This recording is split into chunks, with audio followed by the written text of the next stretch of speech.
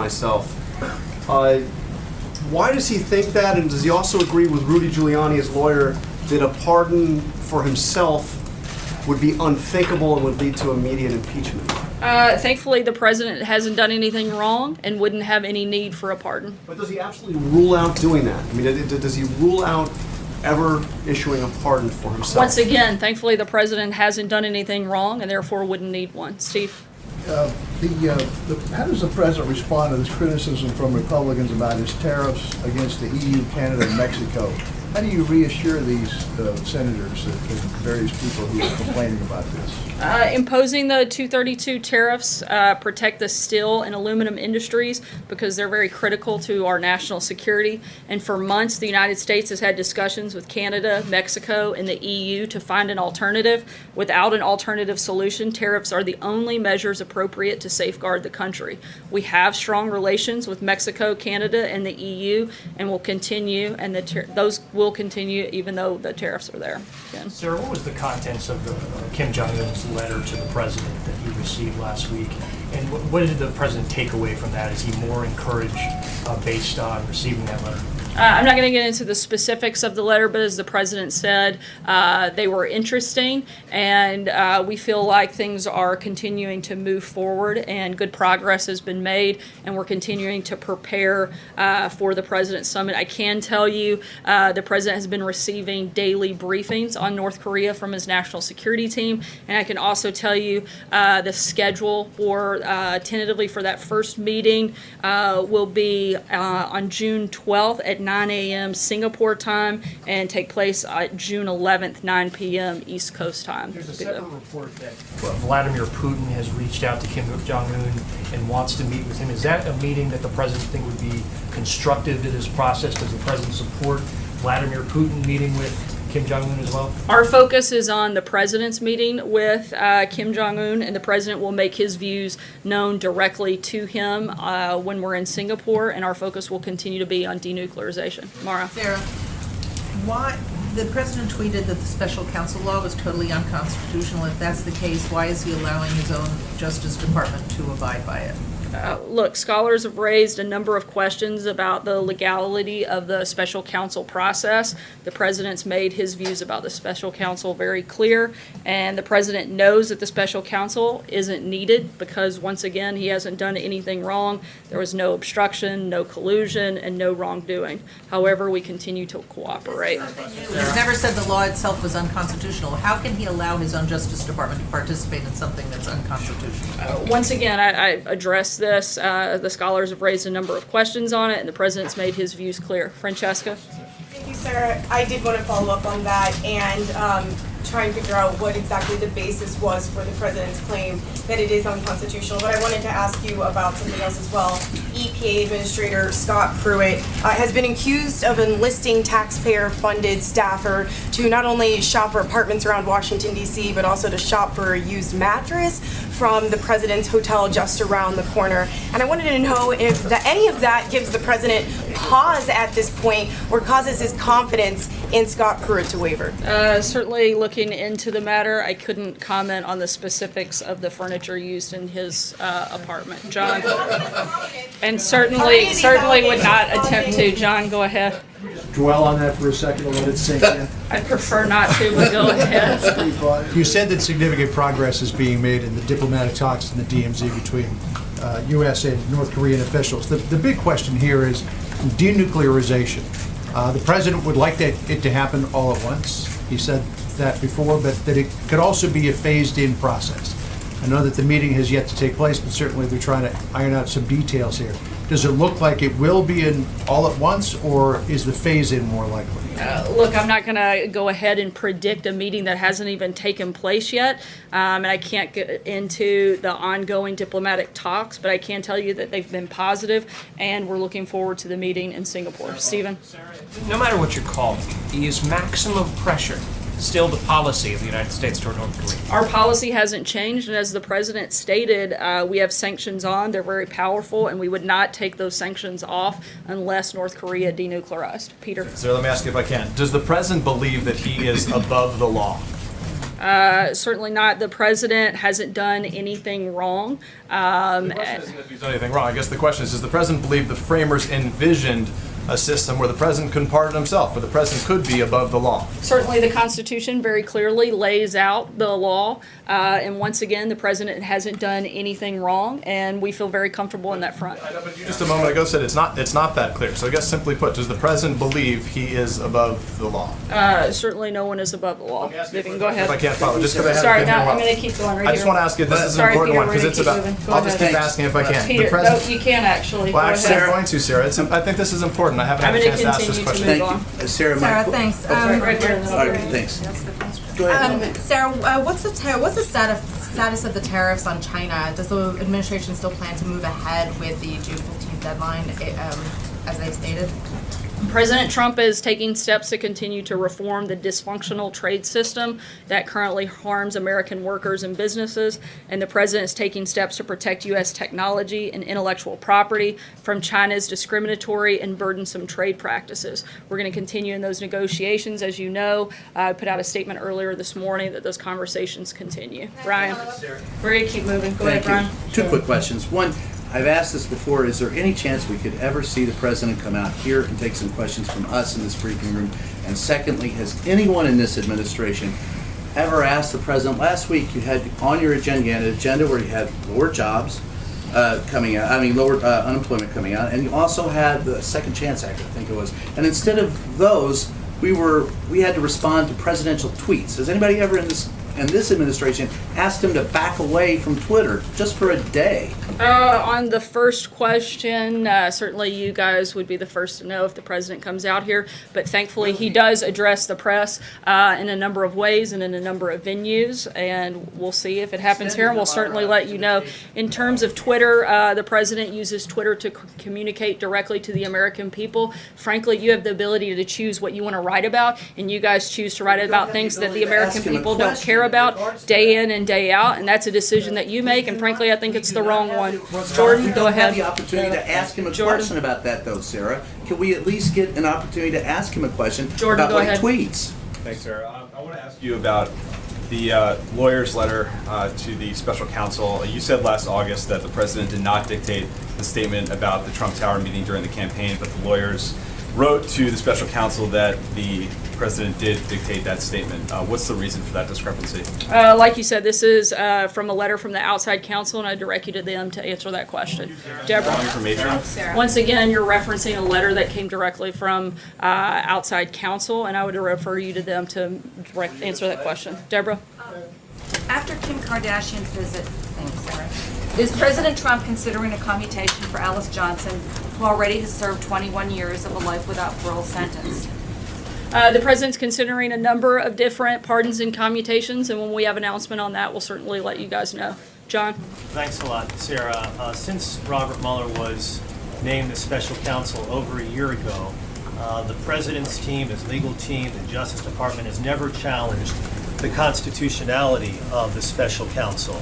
And yet the president today is doing just that. Why hasn't either the Justice Department or the president's legal team challenged the constitutionality? They have the right to do so in federal court, and yet they haven't done so. Again, scholars have raised a number of questions about the legality. But specifically, those two entities have not done it. The president's own lawyers have not done it, Sarah, and they can do so. You would have to ask them. I'm not here to speak on behalf of the outside counsel. What about the Justice Department? Can you speak on behalf of the Justice I would Department? refer you to the Justice Department. They have a pretty large comms team. They'd be happy to answer those questions. Steve? Sarah, I'm wondering if the White House stands by the comments that were made by the U.S. ambassador to Germany, who said that he was backing anti-establishment conservatives to take power in Europe. Seems like a very unusual thing for a U.S. diplomat to say towards friendly countries. I don't have any updates on that front at this point. Blake? Let me ask you, turn your attention back to trade for the farmers out there who care less about the politics, who have to run a business every day. There was a farmer in Iowa who told one of our crews out there this morning, he said, it's hard to know which way to jump right now. As in, they don't know what decisions they should make for their businesses because of what is playing out here in Washington, here in China, NAFTA negotiations as well. What would you tell those folks out there who are trying to run these businesses, who are trying to make a decision on which way to jump right now? Certainly, the president is trying to do everything he can to protect American farmers, American businesses, and he is negotiating with a number of countries, but also the president wants to make sure that we're ending unfair trade practices. The president has said that he wants to help protect farmers, and we're looking at a number of different ways to do that, and we're going to continue that throughout this process. Peter? Sorry, Mike, I'm going to keep going. Peter? Sorry, Sarah, I just want to come back. In August, you said he certainly didn't dictate the statement. I wonder if you could tell us the basis of your comment when you made that in August, and do you think that still stands? Is that still operative statement, or do you retract that? Once again, this is a reference back to a letter from the outside counsel. I understand, but it's also pertaining to a letter from the president's outside counsel, and therefore I can't answer, and I would direct you to them. What was your basis for saying it in August, then? Once again, I'm not going to get into a back and forth, and I would encourage you to reach out to the outside counsel. Jim? Sir, Rudy Giuliani, the president's outside lawyer, said to the Huffington Post, in no case can he be subpoenaed or indicted. I don't know how you can indict while he's in office, no matter what it is. If he shot James Comey, he'd be impeached the next day. Impeach him, and then you can do whatever you want to him. Is that appropriate language coming from the president's outside lawyer to be talking about the president shooting Jim Comey in that fashion? You would have to ask Rudy Giuliani about his specific comments, but thankfully the president hasn't done anything wrong, and so we feel very comfortable in that. Josh? Go ahead, Josh. If I could ask a follow-up Sorry, question. I'm gonna keep going. If I could Josh, ask a follow-up go question. ahead. Who are these? Not today, Jim. Well, Go ahead, others Josh. have had follow-up questions. They haven't actually. Go ahead, Josh. They have had follow-up questions. If I could ask who these legal scholars are that you are I'm going to citing, direct that the would be question great. to Josh. Go ahead. If you're saying the one thing from the podium, that it wasn't dictated by the president, and his lawyers are saying something entirely different, contradicting, how are we supposed to know what to believe? How can we believe what you're saying from the podium if his lawyers are saying it's entirely inaccurate? Once again, I can't comment on a letter from the president's outside counsel. I direct you to them to answer it. John? Sarah, the words are literally, you said he did not dictate. The lawyers said he did. What is it? I'm not going to respond to a letter from the president's outside counsel. We've purposely walled off, and I would refer you to them for comment. John? Thank you, Sarah. Question about pardons. 11 days ago, the president issued the posthumous pardon for boxing great Jack Johnson. The leading proponents of this for more than a decade have been Congressman Pete King in the House and Senator John McCain in the Senate, both big boxing fans. Senator McCain tweeted his support for the pardon. Will the president use this opportunity to call Senator McCain and try and patch things up with him at this moment in his life? I'm not aware of a scheduled call, so I wouldn't want to get ahead of that. Sorry, Philip? Sarah, thank you. I just want to check something with you. What in the tariffs that were imposed against Canada reinforced the U.S. national security? I'm sorry, what was the last part of the question? You know, the tariffs that were imposed against Canada, aluminum and steel, what in that reinforced the U.S. national security? In what form the U.S. feels more secure now that Canada has been targeted by tariffs? The president feels strongly that the steel and aluminum industries are critical to our national security and our ability to protect ourselves. And that would be that reference point in the 232. Hallie? Sarah, thanks.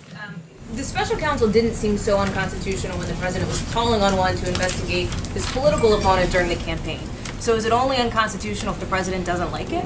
Once again, the president's made his views on this point clear. I don't have anything else to add. Jennifer? About the constitutionality of it, Question for you, Sarah. Sarah. Thank you. The president on Friday said that he's open to bilateral deals with Mexico and Canada. Is he still leaning towards bilateral deals as he heads up to Canada at the end of this week, or is he still thinking, or is he thinking that he'd like to save NAFTA and just renegotiate? As the president said, he's open to it, but we're in ongoing negotiations. Thanks, Sarah. Last week, Missouri Governor Creighton stepped down. Did President Trump or anyone at the White House ever reach out to encourage him to step down?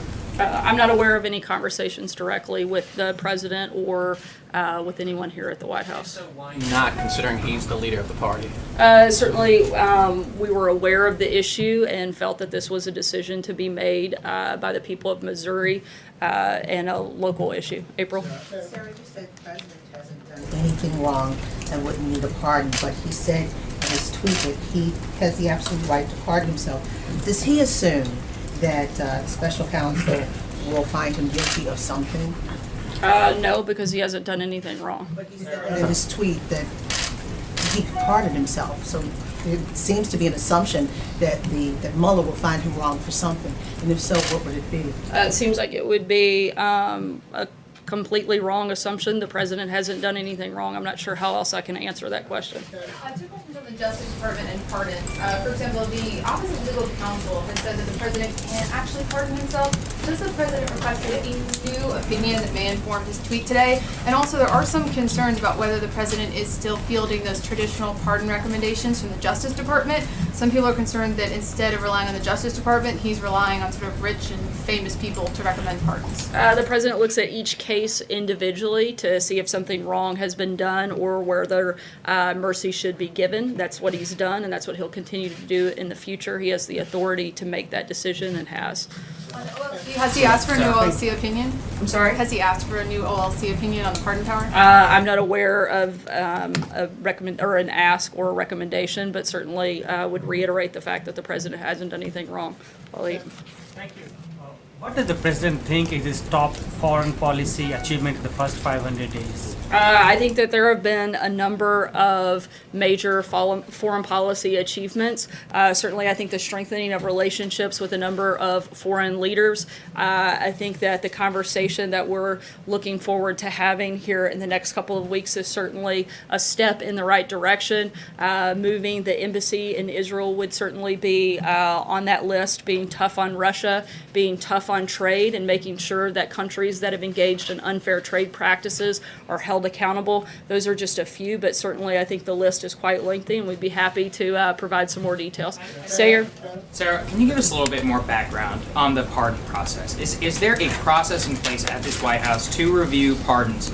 And how did the pardon ideas of Rod Blagojevich and Martha Stewart come up? Is it simply a matter of who can gain the president's ear in order to get a pardon process? Or is there an attorney here in the White House through which these requests are funneled through, which eventually make their way up to the president? Certainly there are a number of attorneys here at the White House, and they review these matters, but ultimately the president looks at each of these cases individually and makes that decision as he has the right to do so.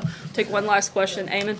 Thank you, Sarah. I wanted to ask you about the president's call today with Theresa May, the Prime Minister of Great Britain, who said that the president's tariffs on the EU were, quote, unjustified and deeply disappointing, according to the British readout of their phone call today. That's what she said to the president. How did the president respond to that? The president feels very confident in his decision and will continue to make sure that the unfair trade practices that have gone on for decades do not continue, and that he's protecting the interest of American workers and American businesses. Thanks, guys. We'll see you tomorrow.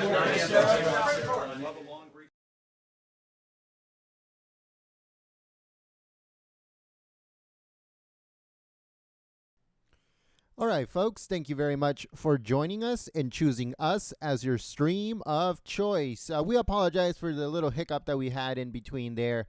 Not a lot of Patriots left the stream. If you stayed, even though the little hiccup came through, thank you very much for sticking with us here at Golden State Times.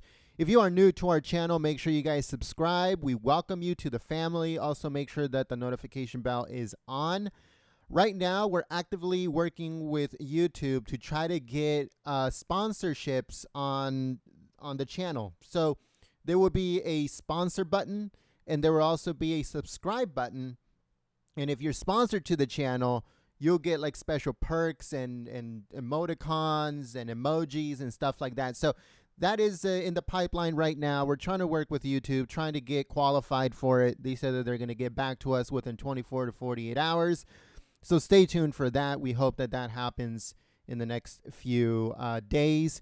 So yeah, folks, thank you very much for coming out and choosing us as your stream of choice. Please don't forget to smack the like button. And also thank you to the moderators for coming out and keeping the chat clean and enjoyable for everyone. You guys do an amazing job, and we'd like to thank you very much. Also, make sure to stay tuned here at Golden State Times. We're going to be uploading a few news videos here on the channel, and we're going to be publishing a bunch of news stories on our website at goldenstatetimes.com. Again, that's goldenstatetimes.com. So make sure you guys go and check it out and bookmark the website. We're trying to grow our website on goldenstatetimes.com. So make sure you guys go and check it out. You guys share it. You guys bookmark it. And also make sure to sign up to our newsletter that is sent to you every single day, twice a day, packed full of news, articles, videos, and stuff like that. It's free, and you can go on our website, goldenstatetimes.com, and sign up. Thank you so much, and I'll see you soon. Peace.